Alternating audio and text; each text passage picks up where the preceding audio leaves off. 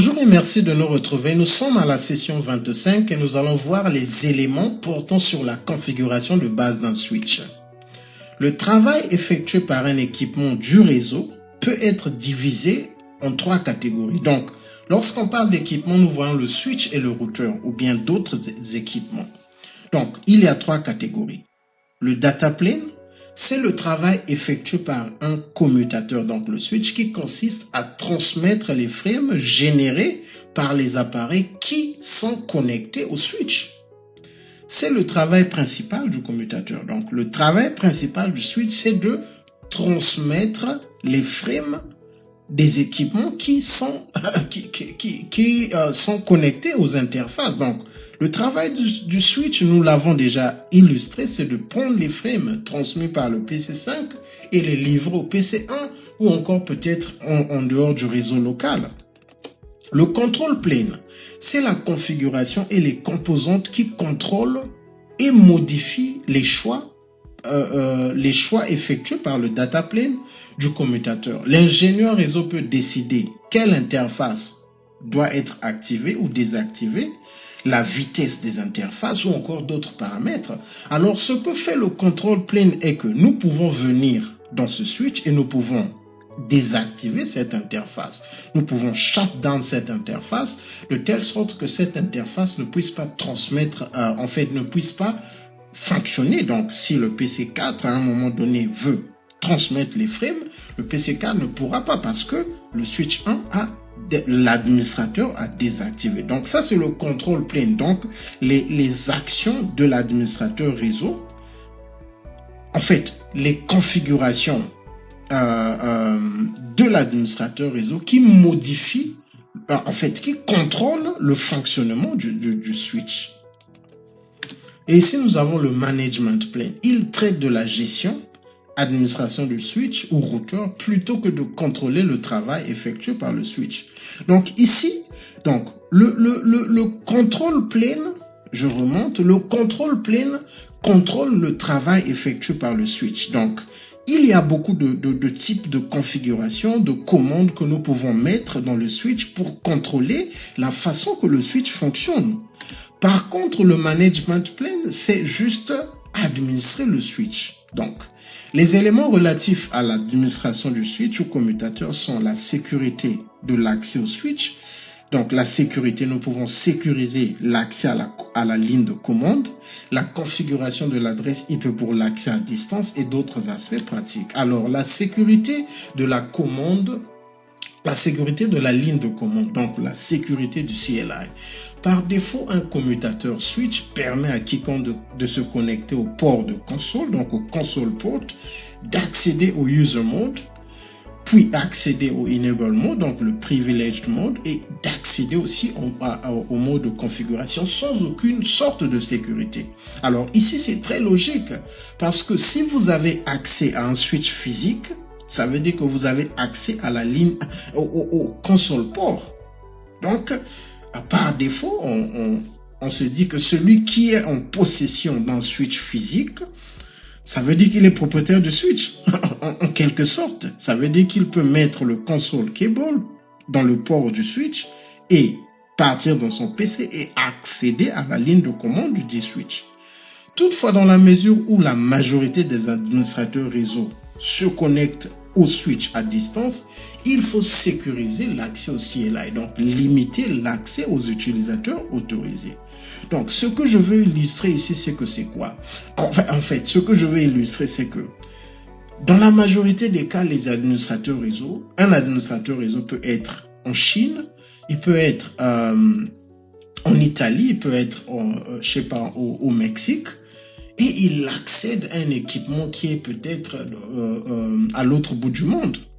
Donc, voilà pourquoi. Donc, il faut sécuriser l'accès au switch. Donc, c'est ce que nous allons voir au cours de cette présentation. Donc, nous avons l'accès du mode utilisateur et du mode privilégié avec des mots de passe simples. Nous avons la sécurité du mode utilisateur avec des noms d'utilisateurs locaux, la sécurité de l'accès en mode utilisateur avec des serveurs d'authentification externe. Nous avons la sécurité de l'accès à distance avec Secure Shell, donc SSH. Alors ici, c'est juste pour nous remettre dans le contexte. Nous avons ici les modes de la ligne de commande, donc les modes du CLI. Donc lorsque nous accédons au switch, le premier mode, c'est le user mode. Le deuxième mode, après avoir accédé au user mode, avec la commande enable, nous passons au enable mode. Lorsque nous sommes en enable mode, avec la commande configure terminal, donc je suis en train de lire les commandes ici, là, nous passons au mode de configuration. Et lorsque nous sommes en mode de configuration, nous avons les sous-modes tels que le mode de configuration des interfaces ou encore le mode de configuration des lignes. Donc, nous avons le console line et le VTY line. Donc, ça, ce sont, en fait, pour l'instant, je pense que c'est juste comprendre cette structure. Parce que lorsque nous parlons des mots de passe qui sont configurés, ces mots de passe protègent les modes. Alors, je vais revenir. Les mots de passe protègent. Il y a des mots de passe ou encore des éléments qui protègent l'accès au user mode.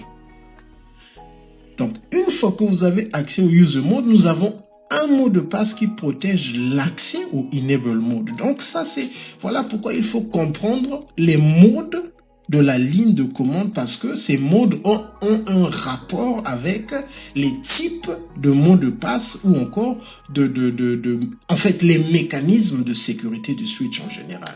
Alors, par défaut, les commutateurs Cisco autorisent un accès complet, accès à tous les mots du CLI à partir du console port, mais aucun accès via Telnet ou SSH. Donc, par défaut, l'accès au console port vous permet lorsque vous avez accès au console port, vous pouvez partir du user mode à enable mode et de enable mode à configure mode sans être restreint par quoi que ce soit.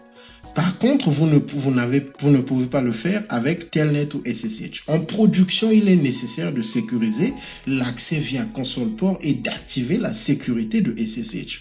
Qu'est-ce que cela veut dire? Nous avons dit que celui qui est en possession d'un switch est présumé être propriétaire du switch. Mais nous savons que les switches, en réalité, sont dans des data centers. Donc, les équipements du réseau sont, par exemple, dans des bureaux. Donc, il y a des cas où des personnes peuvent avoir un accès non autorisé à un bâtiment, donc à un bureau, à un data center. Ils connectent leur câble au console port et commencent à faire des activités non autorisées. Donc voilà pourquoi il faut sécuriser aussi le console port, l'accès via console port. Que nous parlons de la sécurisation du mode utilisateur et du mode privilégié. Donc, le mode utilisateur, c'est le user mode. Le mode privilégié, donc le enable mode. Donc, la sécurisation de ces modes avec des mots de passe simples. Qu'est-ce que cela veut dire? La sécurisation du mode utilisateur et du mode privilégié utilise un mot de passe uniquement. Donc, pas de nom d'utilisateur avec un mot de passe pour les utilisateurs du console port et un mot de passe différent pour les utilisateurs de Telnet. Ça veut dire que cette option n'existe pas pour SSH.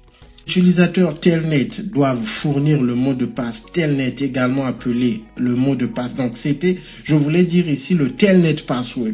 Donc le Telnet password tel que configuré en mode de configuration des lignes VTY. Alors, en outre, les commutateurs Cisco protègent le mode privilégié. Donc, nous avons parlé du user mode qui est protégé par un mot de passe simple, un mot de passe uniquement, pas de nom d'utilisateur. Mais une fois que vous avez accès au user mode, Cisco protège l'accès au mode privilégié. Donc, le privileged mode, le enable mode, avec un mot de passe partagé appelé enable privileged mode. Alors, ici, c'est très important de retenir que le mot de passe du enable mode est partagé. Ça veut dire que tous les utilisateurs doivent avoir ce mot de passe, doivent connaître ce mot de passe. Cette section fait référence à plusieurs mots de passe en tant que mot de passe partagé. Les utilisateurs partagent ce mot de passe et tous les utilisateurs doivent connaître et utiliser ce même mot de passe. Donc ici, nous avons, par ce schéma, nous montrons un peu comment est-ce que le mécanisme de la protection du mode utilisateur et mode privilégié avec des mots de passe simples. Alors ici, j'aimerais ouvrir une parenthèse pour dire que pour nombreux, les chapitres où on parle de la sécurité, des mots de passe, pour nombreux, ce sont des chapitres généralement nombreux passent outre ces chapitres. C'est mon cas, ce sont des chapitres qui ne sont pas vraiment, en fait, qui ne sont pas attractifs, s'il faut le dire. Mais il faut aussi dire que vous pouvez perdre des points en ne comprenant pas ces mécanismes. Donc, je vous encourage de vous concentrer. Voilà pourquoi j'ai fait ces schémas. Il y a quelques schémas tels que celui-ci pour faciliter la compréhension du mécanisme. Alors, la sécurisation du mode utilisateur et mode privilégié avec des mots de passe simples au travers de ce schéma. Nous avons ici un PC. Donc, nous avons ici le PC de Bertin et le PC de Ali. Bertin va se connecter au switch via console cable. Donc, il est présentement, en fait, il est au même endroit.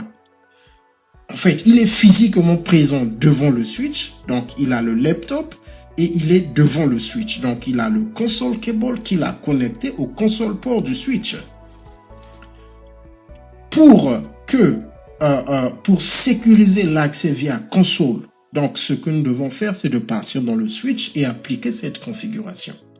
Nous allons faire, c'est simple, c'est juste partir en mode de configuration globale, line con 0, login, et nous mettons le password CITS, simplement.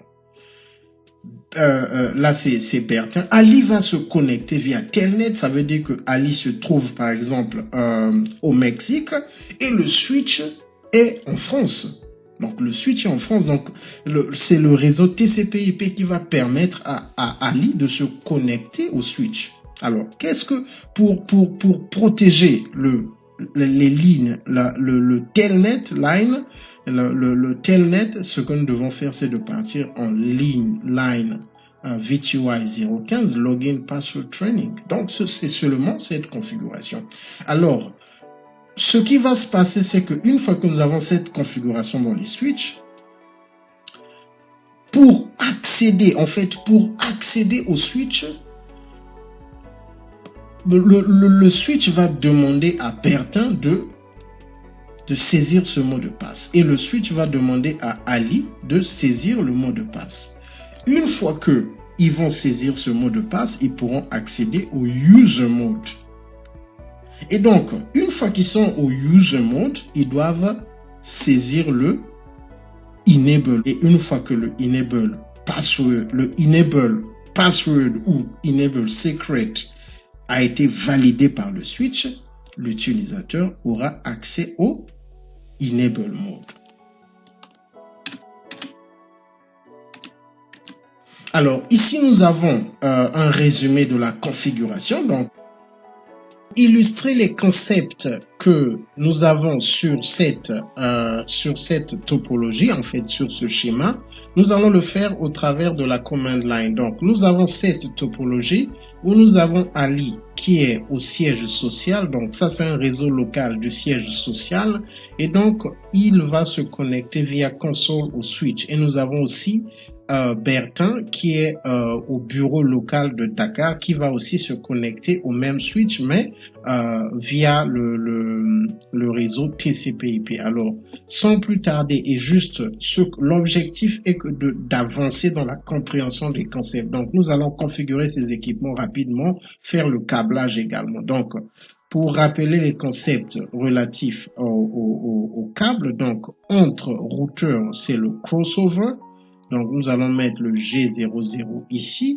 Et donc, entre PC et routeur également, c'est le crossover. Donc, nous mettons au G01. Je vais ajuster entre routeur et switch, c'est le straight through. Nous allons mettre le G01 ici.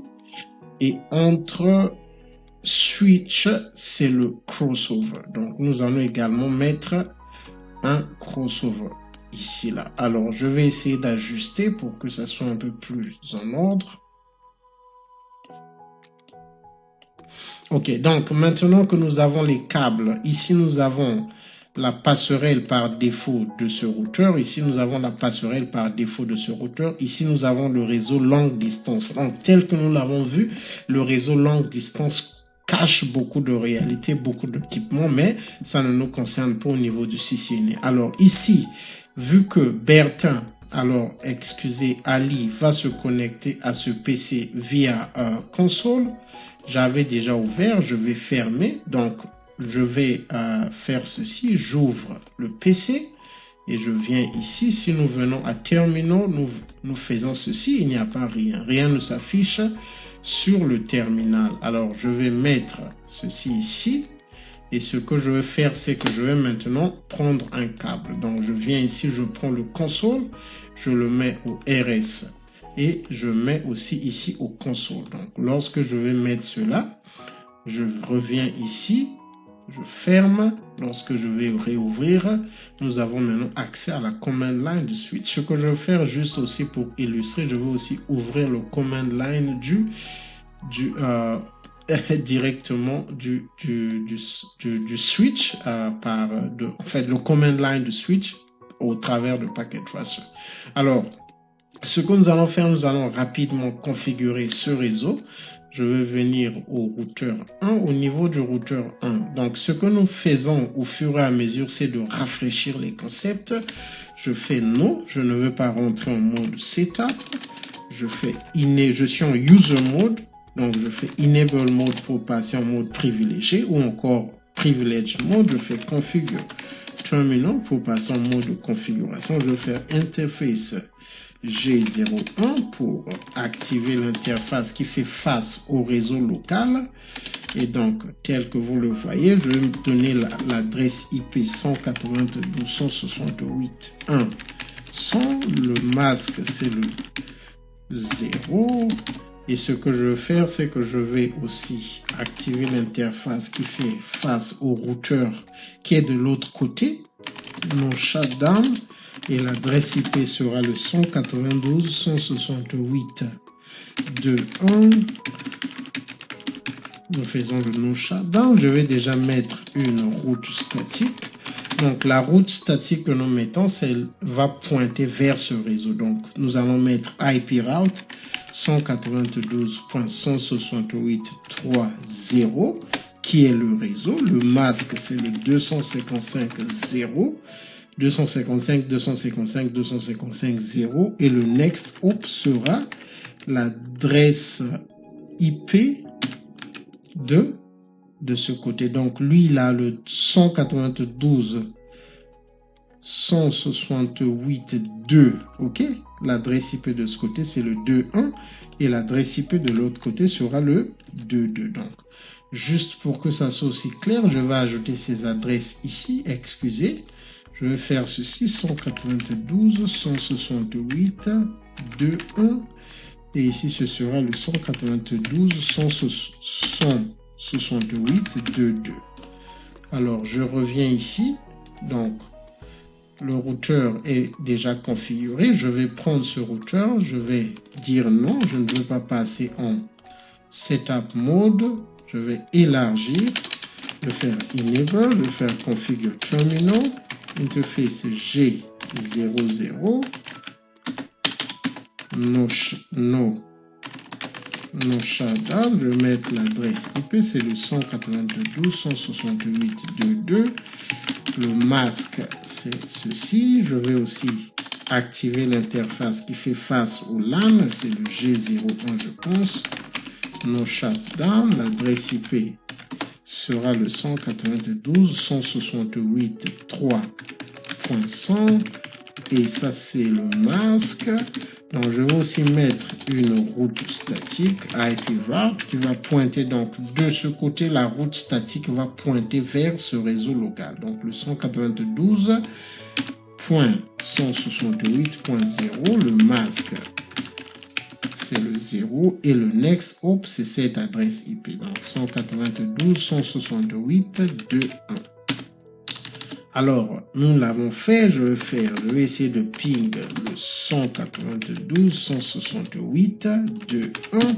Donc, l'adresse de l'interface qui est connectée au routeur. Le ping est passé. Le premier ping a échoué parce que c'est le ARP et les autres pings ont réussi. Nous allons faire de la même. Nous allons essayer de ping cette interface 192.168.1.100.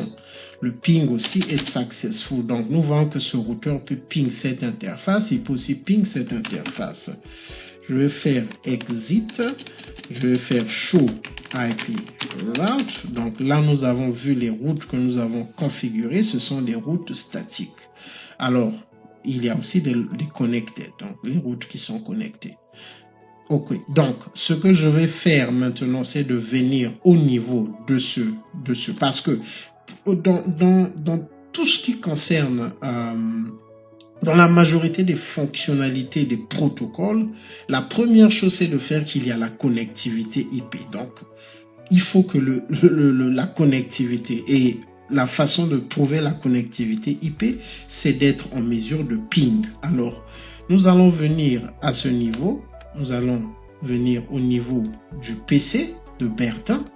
Nous allons partir à desktop et nous allons configurer 192.168 et lui ce sera le 3.1. Le masque c'est le bon masque. Je valide et je viens à command prompt. Je vais essayer de ping la passerelle par défaut 300. Lorsque je ping, j'ai la réponse à mon ping. Je vais venir maintenant au niveau d'ouvrir encore. Donc, nous sommes dans le console, dans le PC de Ali et nous sommes dans le CLI du switch, donc au travers du PC de Ali. Ce que vous allez remarquer, c'est que si je prends ceci, j'ouvre les deux, je viens ici. Si je fais enable, donc la commande est en train de passer. J'ai ouvert le switch, donc ce sont les mêmes informations. Configure terminal. Alors maintenant que nous sommes au niveau du switch, pour permettre que le switch puisse répondre à des paquets, nous l'avons dit que le switch n'a pas besoin d'une adresse IP pour faire son travail. Mais pour permettre au switch de répondre à certains protocoles tels que le ICMP, tels que d'autres protocoles qui vont lui permettre de répondre à des paquets, il faut configurer une adresse IP. Et la façon de le faire, c'est de le configurer dans un VLAN. Ce que nous allons faire interface VLAN 1. Nous allons faire no shutdown. Et nous allons faire IP address, l'adresse IP que nous avons attribuée à ce switch, 255.255.0. Alors là, nous allons aussi essayer de ping, do ping 192. Nous allons ping sa passerelle par défaut. Nous allons voir si ça va passer. Il peut ping sa passerelle par défaut. Et nous l'avons dit, le premier ping a échoué parce que c'est le ARP, la résolution du ARP. Alors là, nous pouvons maintenant ping. Mais est-ce que le PC de Bertin peut ping le switch? Nous allons essayer.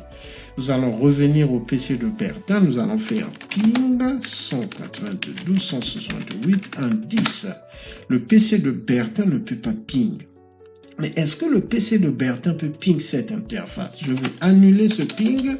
Je vais venir ping 192.168.2.1. Le PC de Bertin ne peut toujours pas ping. Mais nous avons vu que le PC de Bertin peut ping la passerelle par défaut. Alors, qu'est-ce qui manque? Si vous n'avez pas remarqué, nous n'avions pas mis la passerelle par défaut ici. Et nous avons dit pour qu'un équipement puisse communiquer en dehors du réseau local, il doit savoir où transmettre les paquets. Et les paquets, pour les transmettre en dehors du réseau local, il faut les envoyer au default gateway, donc la passerelle par défaut. Nous allons configurer la passerelle par défaut de ce switch qui est cette adresse IP. Donc, .3.100. Je vais valider. Lorsque je valide, je reviens à command prompt. Est-ce que nous pouvons maintenant ping cette interface, donc en dehors de son réseau local? Donc, ici, je vais rappeler, nous voyons que le PC de Bertin peut maintenant ping cette interface. Mais est-ce que le PC de Bertin peut ping le switch? Nous allons 1, 10. Le PC de Bertin ne peut toujours pas ping le switch. Pourquoi? Alors, nous allons revenir au niveau de la command line de switch. Et juste pour faire la différence, nous allons maintenant configurer à partir du PC. Alors, nous allons venir ici. Ce qui manque, c'est que de la même façon que le PC a besoin de la passerelle par défaut, le switch aussi doit savoir où se trouve la passerelle par défaut. Si je reviens juste pour illustrer, si je fais show MAC address table, il a 2 MAC. Et si je fais show IP ARP, je pense... Donc, il a aussi deux ARP dans 2 lignes de ARP, 2 entrées de ARP dans son ARP table. Donc, sa propre adresse IP est l'adresse IP de la passerelle par défaut parce qu'il venait de communiquer. Je vais venir ici, configure terminal. Alors, je vais mettre IP default gateway. Donc, nous allons, par cette commande, nous allons configurer le default gateway du switch. Donc, qui est cette adresse ici. Nous allons faire 192.168.1.100. Lorsque nous validons, nous revenons ici pour vérifier si nous pouvons maintenant ping. Tel que vous le voyez, le PC de Bertin peut maintenant ping le switch parce que nous venons de mettre la passerelle par défaut au niveau du switch. Donc, ce qui se passe, c'est que si un équipement n'a pas la passerelle par défaut, il ne peut pas transmettre les paquets en dehors du réseau local. Maintenant que nous avons le IP connectivity, avant de voir les mots de passe, vous remarquez que je n'ai pas mis un câble ordinaire. Donc, ce que j'ai mis, c'est simplement un console cable. Pour qu'un PC puisse accéder à la ligne de commande, il n'est pas obligatoire qu'il y ait un câble de connexion. Parce que ce qui se passe, c'est que ce PC ne peut pas communiquer. Ce PC permet simplement à Ali d'accéder à la ligne de commande. Mais vu que ce PC n'a pas un câble, un câble, par exemple, un RJ45 cable, il ne peut pas communiquer, il ne participe pas au réseau TCP/IP. Ce que ce PC fait, c'est simplement accéder à la ligne de commande et permettre à l'administrateur réseau de configurer son équipement. Alors, nous allons maintenant avancer sur les concepts des passwords. Ici, nous avons les commandes dont nous avons besoin. Et tel que nous l'avons dit, nous avons besoin... donc, je vais commencer par ce qui permet à accéder au user mode. Donc, ce sont ces commandes. Ici, nous avons le line count 0 pour le PC de Ali, vu que Ali va se connecter via console port.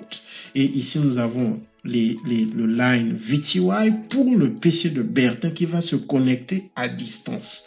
Nous repartons ici. Nous allons d'abord... tout se fera au niveau du switch, en fait. Juste pour illustrer. En fait, il faut maintenant préciser ici que la configuration se fait au niveau du switch parce que c'est le switch qui autorise. Mais avant de le faire, toujours avant de le faire, nous allons venir ici. Nous venons ici. 192.168.1.10. Nous voyons que connection to host closed by foreign host. Ça veut dire que le PC de Bertin ne peut pas.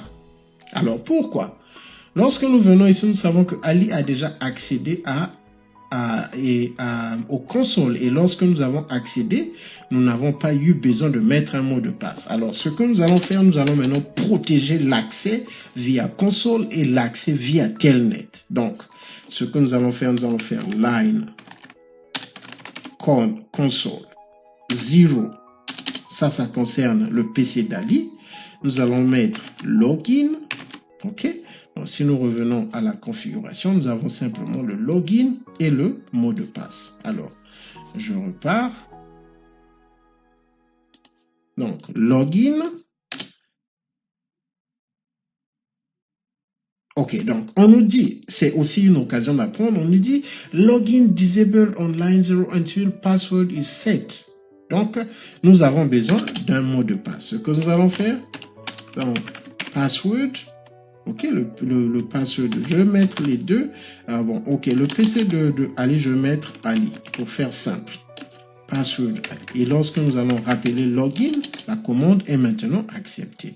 Nous allons maintenant sortir d'ici et nous allons encore faire line VTY 0 à 4.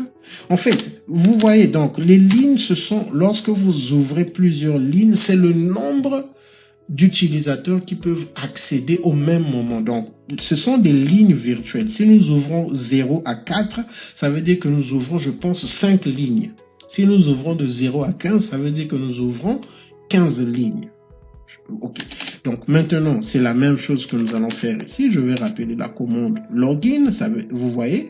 Donc il nous dit, on ne peut pas activer ces lignes parce qu'il n'y a pas de mot de passe. Okay. Donc ce que nous allons faire, je reviens à password Bertin.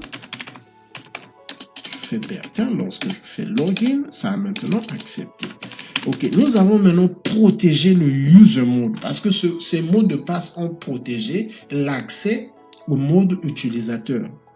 Mais une fois que les utilisateurs vont accéder au user mode, ils auront besoin d'accéder au enable. Donc, nous allons maintenant protéger le enable mode. Alors, ce que nous allons faire, c'est que nous allons faire enable password. Nous allons faire CITS, ok? CITS, enable password CITS. Maintenant, pour montrer la différence entre enable password et enable secret, donc nous allons partir dans la configuration, nous allons faire show running config, et donc tel que vous le voyez, le mot de passe que j'ai saisi, enable password, est là, il s'affiche, il est visible. Donc, c'est enable password et ici, il est visible. Alors, nous allons enlever ce mot de passe, configure terminal. Pour l'enlever, nous partons au début de la ligne avec la flèche côté gauche. Nous faisons no. Nous avons enlevé. Excusez. Est-ce qu'il a enlevé? Do show run. Donc, le mot de passe est toujours là. OK? Excusez. No enable password. OK, donc je pense que donc c'est no enable password. Nous n'avons pas besoin de mettre le mot de passe lorsque nous voulons lever. Lorsque nous faisons do show run, nous voyons que le mot de passe n'existe plus. Alors, ce que nous allons maintenant faire, nous allons faire enable secret CITS. Lorsque nous faisons do show run, nous voyons maintenant que le mot de passe, avant le mot de passe, nous l'avons vu, était visible. Enable password CITS. Maintenant, le mot de passe est crypté. Donc, nous ne pouvons pas, si un hacker ou bien quelqu'un est derrière vous en train de regarder, il ne va pas voir le mot de passe. Et ici, c'est le niveau de sécurité de ce mot de passe, du secret password. Donc, c'est juste pour illustrer cela. Alors, nous allons maintenant vérifier si ces équipements peuvent accéder. Le PC de Bertin peut accéder via Telnet et le PC de Ali, nous allons le déconnecter du console et nous allons essayer une autre connexion. Alors, terminal, OK, tel que vous le voyez, started. Mais ce qui est bizarre, nous avons toujours... OK, nous avons accès au terminal.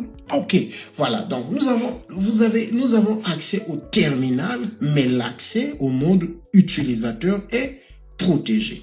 OK, l'accès au mode utilisateur est protégé. Donc, maintenant, ce que nous pouvons faire, c'est de mettre le mot de passe de Ali. Nous avons accès au user mode avec ce mot de passe. Nous n'avons pas besoin, nous n'avons pas mis un mot d'utilisateur, juste le mot de passe. Et là, lorsque nous faisons enable, on nous demande maintenant le mot de passe du enable mode. Nous faisons CITS et nous avons accès au mode privilégié. Alors, nous allons illustrer la même chose au niveau du PC de Bertin. Donc, rappelez-vous que nous avons essayé de nous connecter, ça n'a pas marché. Nous allons rappeler la même commande. Et là, on nous dit, OK, quel est votre mot de passe? Nous avons mis le mot de passe c'était Bertin. OK? Enable mode. Et lorsque nous faisons le mot de passe du enable mode, pour les deux, c'est le même mot de passe. Donc, pour résumer, Ali a besoin de son mot de passe pour accéder au switch 1. Bertin a besoin de ce mot de passe pour accéder au switch 1. Donc, pour accéder au mode utilisateur. Une fois que les deux sont au mode utilisateur, pour accéder au enable mode, ils ont besoin de saisir, de taper le mot de passe du mode enable. Et ce mot de passe s'applique aux deux modes d'accès, le accès via console et accès via telnet.